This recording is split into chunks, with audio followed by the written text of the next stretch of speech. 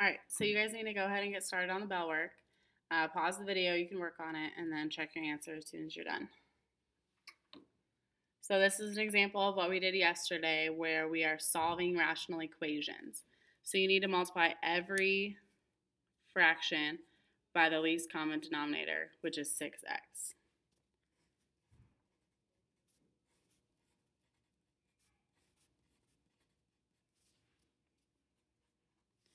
So we cancel out the x's. 6 divided by 2 is 3, and the x's go away. 6 divided by 3 is 2. Go back and multiply by what's left over. So we've got 6 plus 3 equals 2x. 9 equals 2x. So x is 9/2. Also, go ahead and check 9/2, so plug it back into the very beginning and make sure that this side reduces to 1/3. Then you'll know that you got the correct answer. All right, you will need a graphing calculator for this, and that's why I'm doing it on the document camera so I can show you graphing calculator stuff. So if you don't have one, grab one real quick.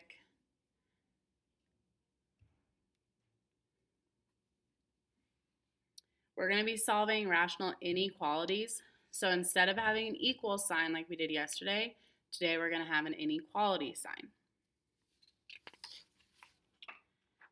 All right, so solving inequalities algebraically. We're going to first do it algebraically, then at the end we'll do it in our graphing calculator. You're going to start by setting one side equal to 0. So if there's a number there, like in this case 3, we're going to move it to make it set equal to 0. We're going to combine the fractions to make them one fraction. We're going to find something called critical values. So find critical x values. You find those by setting, I'm just going to set numerator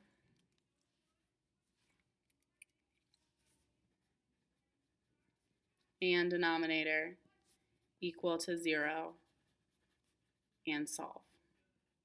Whatever x values you get, those are your critical x values. And then we're going to test some intervals on a number line to find our solution.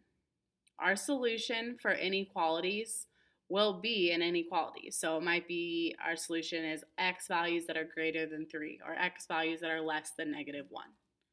Okay, so we'll actually graph these things on a number line and we'll write our answers as inequalities. All right, so for this first one, I'm going to find what x value would make this rational expression less than or equal to 3. Okay? So first thing we're going to do is set one side equal to 0. So I'm going to take that 3 and I'm going to subtract it over to the other side. So I've got x plus 1 over x minus 3 minus 3 is less than or equal to 0. Now, if I'm going to combine those, they have to have common denominators. So the common denominator is x minus 3, so that gets multiplied on the top and on the bottom here.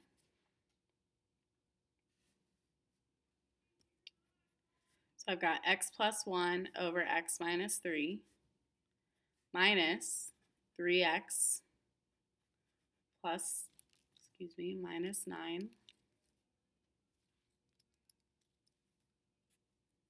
over x minus 3 is less than or equal to 0. Now that they have the same denominators, I can subtract.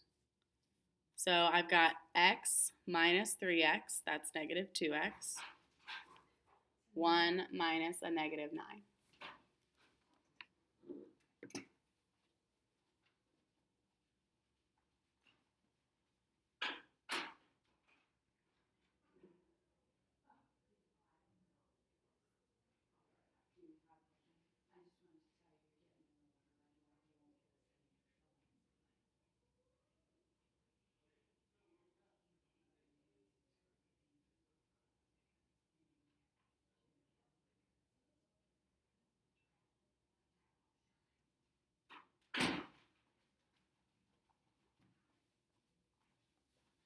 Okay, so 1 minus a negative 9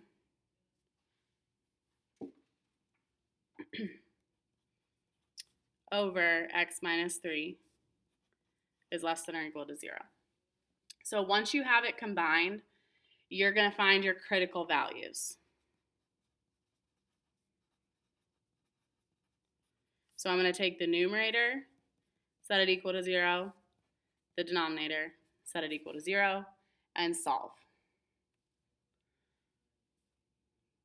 So negative 2x equals negative 10, x is 5, and x is 3.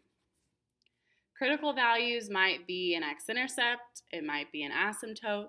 These are critical pieces of the graph, okay?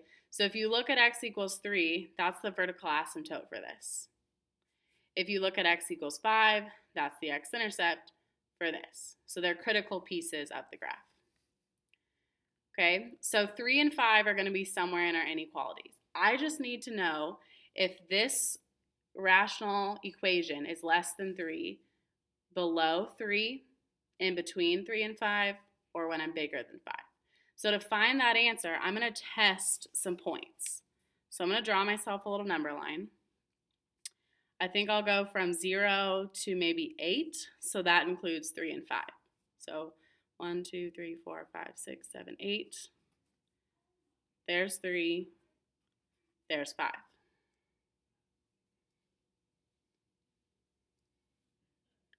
I'm going to put either an open circle or a closed circle there. I cannot actually equal 3 because that's a vertical asymptote. So I'm going to put an open circle there. I can equal 5, so I'm going to put a closed circle. So again, I want to know, is my solution down here, in between these, or bigger than 5? So in order to find that out, I'm going to test. This is the last piece of my steps. So I'm going to pick x values to test. I'm going to pick one x value that's less than 3. It does not matter what you pick, as long as it's less than 3. So maybe I'll do 0. I'm going to pick one x value in between 3 and 5. I'm going to do 4. And then you can do any x value that's bigger than 5. So I'm going to do 7. You're going to test these values right back here where we combined our fractions.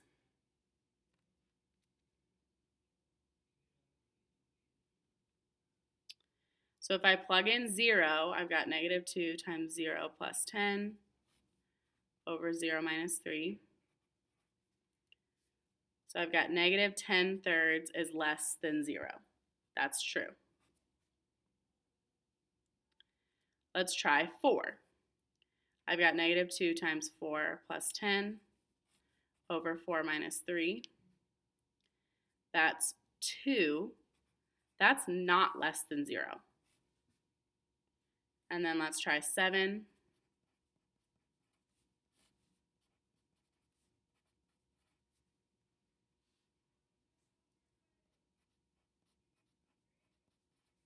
Negative 1 is less than or equal to 0. So that means that my solution is bigger than 5 and is less than 3. So we would say x is less than 3 or x is greater than or equal to 5. So that's my solution for x values. Those x values, anything less than 3, anything greater than or equal to 5, if you plug it in here or all the way back at the beginning, you will get answers that are less than 3. So what I want to show you in the graphing calculator, go ahead and go to y equals. If you put that rational expression in y1, so if you do x plus 1 divided by x minus 3, and if you put 3 in the second one and you graph it, there's my rational equation. There's y equals 3. Notice that this equation is less than 3 anywhere that's smaller than 3, any x value. See how it's below that line?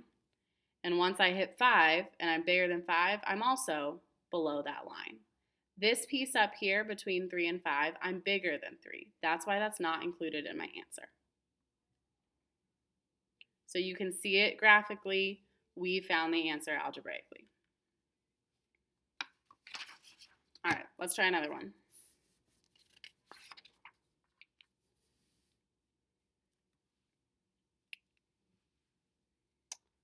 All right, first thing you got to do is get one side to be 0.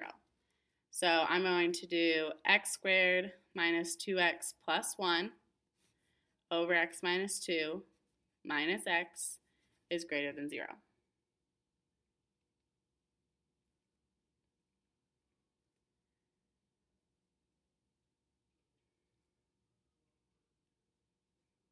All right, so I need to have these have a common denominator so that I can subtract them. So the least common denominator is x minus 2. Multiply that top and bottom. So I've got x squared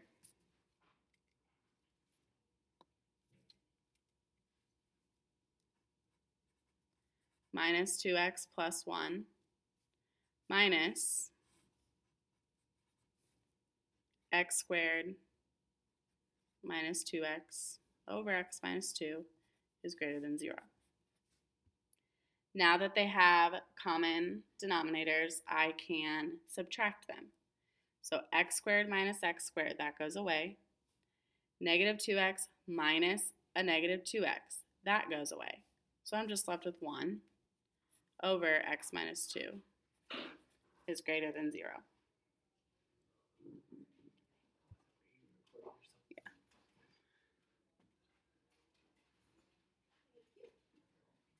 Okay, so once you get it 0 on one side, you can find your critical values. So you're going to take your numerator and your denominator and set it equal to 0. In this case, though, if I set 1 equal to 0, that's not true. So I only have to set the denominator equal to 0. So I only have one critical value, x equals 2. We know that's the vertical asymptote, right? Because we find the vertical asymptote by taking the denominator and setting it equal to 0. So I only have to test less than 2 and greater than 2 to see if I get values that are bigger than 0. So I'm going to make a number line maybe from 1 to 4, 2 right in the middle. I cannot be equal to 2 because that's an asymptote. So I put an open circle there. And now I test. I test x values that are less than 2 and greater than 2. They could be anything you want them to be as long as they're not 2. So I might do x equals 0 and x equals 4. And again, you're going to test those right here. So I've got 1 over 0 minus 2.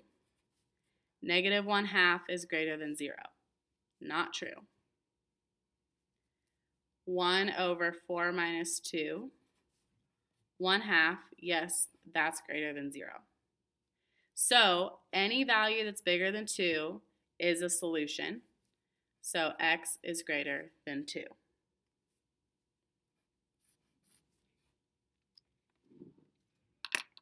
All right, so let's look at this graphically. So go to y equals and clear out what you've got in y1 and y2. I'm going to do x squared minus 2x plus 1 divided by x minus 2. And then in y2, I'm going to put x, and I'm going to graph. There's my rational equation, and there's x. So I said that the only place I'm bigger than x, this equation, is when x is bigger than 2. So here's 2. When x is bigger than 2, this graph is above the line y equals x. So here's my answer graphically. Here's it by hand, algebraically.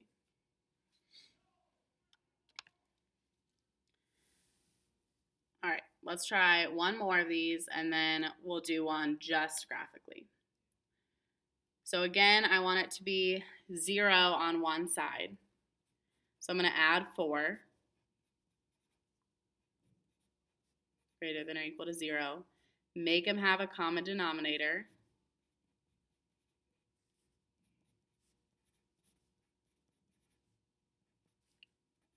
distribute the 4. Now I can add. So I've got 4x minus 2 over x minus 2 is greater than 0. Let's find our critical values. I'm just going to put CV to shorten it up. Set the numerator equal to 0. That gives you a critical value on your graph. Set the denominator equal to 0. X is a half, x is 2. So we need to test numbers that are less than a half, in between a half and 2, and bigger than 2.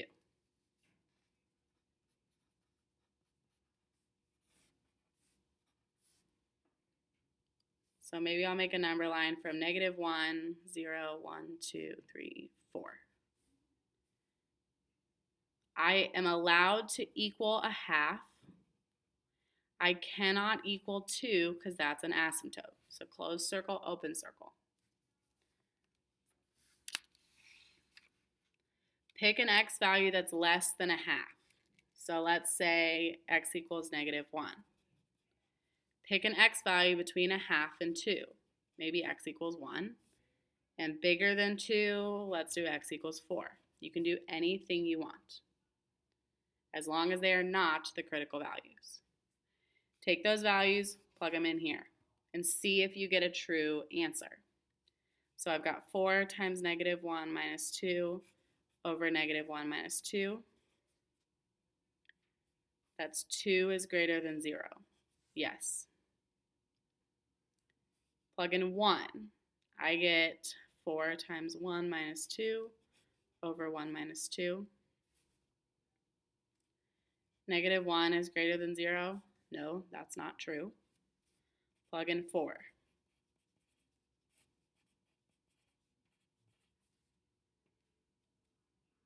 Three is greater than 0. Yes. So if I'm bigger than 2, I'm above -4. If I'm less than a half, I also get answers that are greater than -4.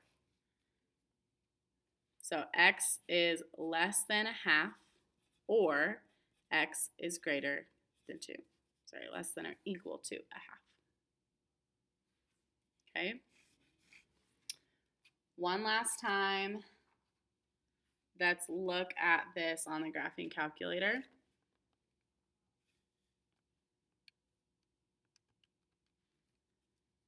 Six divided by x minus 2 and -4. There's your rational function. There's -4. I'm greater than -4 at x values that are less than a half, and at x values that are bigger than 2. Notice I'm above that line, y equals -4. Down here, I'm less than -4, so that's not included in my answer. Okay, you might want to try this one as more practice for the test. You should get solutions between 0 and 1/2. I'm not going to work through it, but I would do it maybe later as you're studying for the test, and that should be your solution. Okay, last one we're going to do is a word problem. You have one like this on your test, okay? So your school is publishing a calendar to raise money for a charity. The cost of using the photos is $710. In addition to this charge, the unit cost of printing each calendar is $450. So we're going to write an inequality to describe the number of calendars that must be produced before the average cost per calendar, that was a different word problem, falls below $10. Okay? So first thing is we're going to write an equation, an inequality. So I have this one-time fee of $710. Okay, so that goes in my equation one time.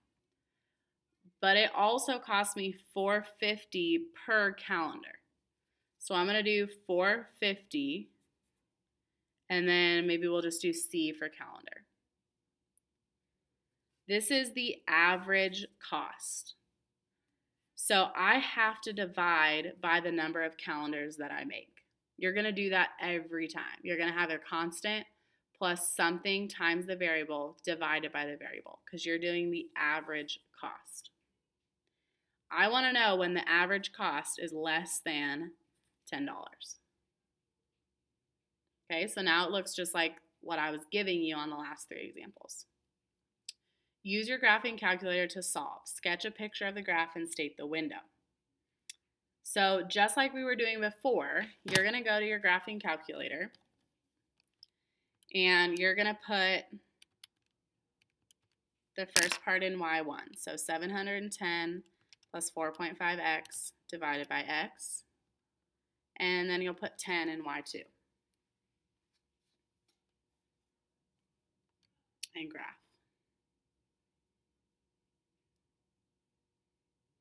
Okay, so we don't see anything. All I saw was the line y equals x graph. I can't even see this part of my rational function. So you're going to have to change the window. So the best advice I can give you is that your answer is going to be somewhere in the first quadrant because we're dealing with positive things, positive numbers in our real world solution. So you can change your x min to 0 and your y min to 0 because I'm not going to deal with negative numbers. Your x max, that's going to tell us, whatever we get for x, that's going to tell us how many calendars I need to make before my cost per calendar is below $10. So we're probably going to have to sell calendars in the 100 range. So maybe we should start with 300. Again, when we're changing our windows, it's kind of a guess and check until we get it right. Our Y max doesn't need to be huge because we're trying to see where does this cross y equals 10. So I'd make it a little bit bigger than 10, maybe 20, but it doesn't need to be huge. So let's graph that and see what we get. Okay, that's pretty good. Here's your rational function. Here's the line y equals x. I want to know where they intersect. At that point, that whatever that x value is, that's how many calendars I need to make, and I'll equal $10. Down here, that's where I'm less than $10 per calendar. So to find intersect, go to second, trace. Intersect is number 5. First curve, so press enter. Second curve, press enter. Guess, no, so press enter. So they intersect at 129.10. So if you make 129 calendars, your cost is $10. So I want to know, when am I less than $10? Any calendar more than 129. So once I hit 130 calendars, it doesn't cost me $10 anymore. It just drops from there. So we're going to sketch this here and put our window setting. So I'm just going to write these real quick. X min was 0. X max was 300. Y min is 0. Y max was 20. Your X min and your Y min can always be 0. I'm going to sketch that on here. So I just need the first quadrant. My X max went to 300, so maybe I'll count by 50s. 50, 100, 152, 253. And maybe count by 5s, 5, 10, 15, 20. So there's the line y equals 10.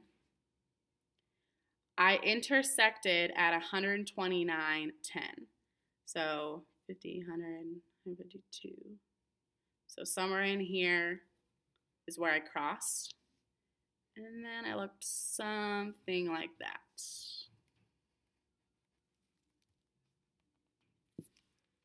And I'm going to label that as 129.10. So based on your graph, how many calendars must be produced for the average cost per calendar to be below $10? More than 129. calendars. So you could say C is greater than 129. Not equal to, because at 129 it equals $10. I want to know when it's less. So I've got to make more than that. Okay? All right, so again, one like that on your test, one like the first three examples on your test. All right, there's your homework. Tomorrow in class, we will review for the test. Make sure everyone has a study guide. If you don't, it is at the folder in the back.